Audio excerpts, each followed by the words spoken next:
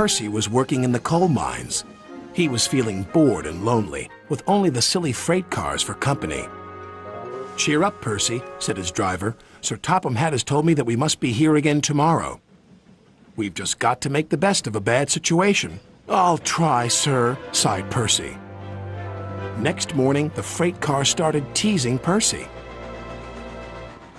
"Percy, Percy, green and small, he's no use to us at all. Around the yards he'll puff and blow, but on the hills he's oh so slow. Be quiet." Then he took the freight cars to the coal hopper to be loaded up. Percy still felt glum as he puffed up to the top of the hill. He parked his freight cars and then set off back down to the mines. Not even the cheerful sight of Bertie the bus could bring a smile to Percy's face. "What's the matter, Percy?" asked Bertie. "Nothing exciting ever happens. That's the matter," sighed Percy.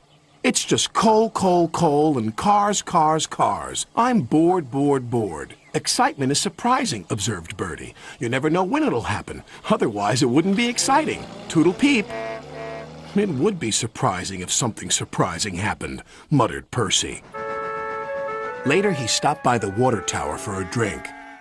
"Hello, Percy. How are things?" asked Toby. "Boring." "Well, why not have a few fast spins on the turntable? You'll like that," said Toby. "I think it'd just make me giddy." Percy's driver interrupted. "Stop gossiping, you two.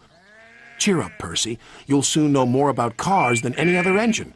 "That'll be exciting," called Toby.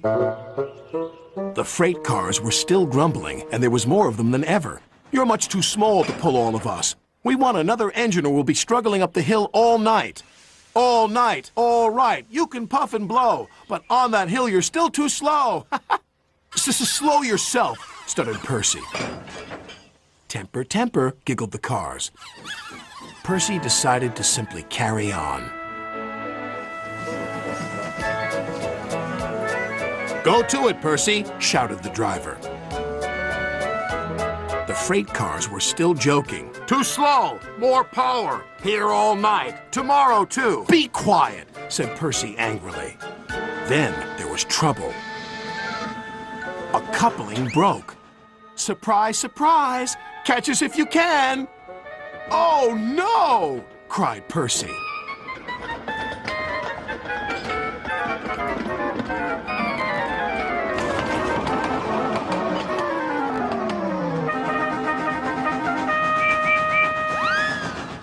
Percy's driver told the signalman, and the yard foreman told Sir Topham Hatt what was happening. "They're heading for the big hill. It'll slow them down, but they may roll back again, right into the village."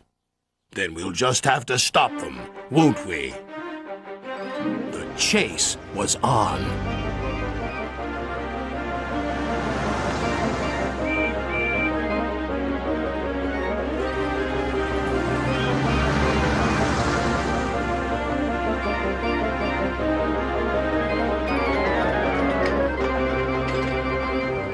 As they approached the hill, they overtook the freight cars.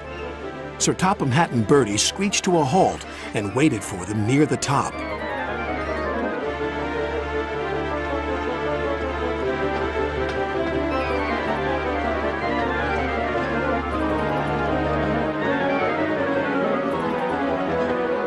The hill slowed the freight cars right down to a standstill. Then the men quickly put wooden blocks behind their wheels so they couldn't roll backwards. The freight cars were now secure. Just then, Percy arrived. "Well, what did you think of that?" joked Bertie. "A good chase is always exciting." "It was certainly a surprise," decided Percy. "And you were right, Bertie. A really useful engine should never be surprised by surprise."